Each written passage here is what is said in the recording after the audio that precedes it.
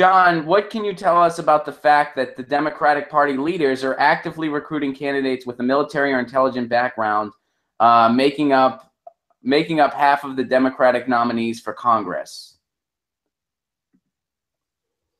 Do you have any opinion on that? Well, I mean, the fact that somebody has a military background isn't determinative in and of itself. It depends on where they stand. I understand that it's Democrats are always trying to be tough, always trying to look tough. And I get that. But one thing that I am cautioning everybody about is that when I started this race, I'm a first-time candidate, so obviously I've been learning as I go. And one of the things that has been amazing to me is finding out, for instance, in high schools where military recruiters can walk in anywhere, go anywhere in a high school, whereas a college can only meet with a student in the guidance counselor's office. Then I would go to the street fairs. Again, as a candidate, set up a booth, even here in Sherman Oaks, where I've been living for 35 years. And you would see an exhibit from the Marines, and there would be a tank there.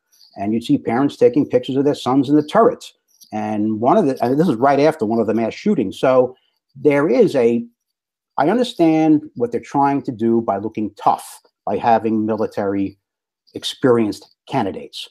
But that in itself is not determinative of anything. But I do think there's a caution there because it does sort of propel the narrative of the importance of the military, which, obviously we need to make not so important. Sure, and I think that's what, again, this is a viewer-submitted question, but I think that's what they were going for, because, I mean, I certainly, I'm with you. I can think of a few people just off the top of my head. I would love to see them in office, and they have I mean, Sam Ronan has a military background. Justin Santopietro out of Virginia has a military background. I'd love to see either one of them in office.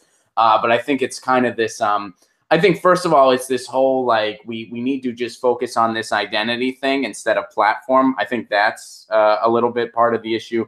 And then, like you're saying, this desire to look tough, this desire to casually go along with the economy of war, which, I don't know about you, but I certainly think really needs to end. No, absolutely.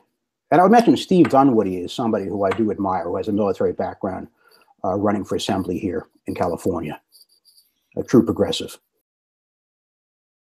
Hey guys, thanks for watching. That was a clip from Get Your News On with Ron, the world's first viewer-curated streaming news show.